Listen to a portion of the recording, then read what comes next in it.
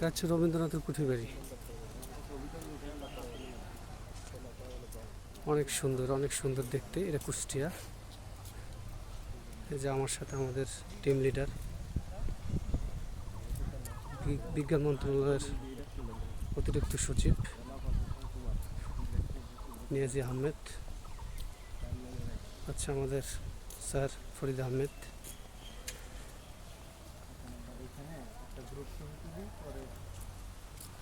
খুবই চমৎকার দেখতে। রোদ্রের প্রচণ্ড তাপ। এটা হচ্ছে মেহেদি হাসান স্যার, জ্বালানি গবেষণাগারের।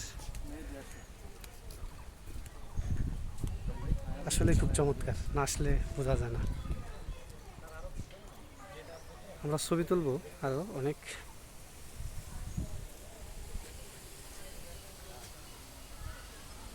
এটা হচ্ছে বাগান, এটা হচ্ছে রবীন্দ্রনাথের কুঠি বাড়ি। একটু পরে এটার ভিতরে ঢুকবো অবশ্য। আগে ছবি তোলার কাজ শেষ করে তারপরে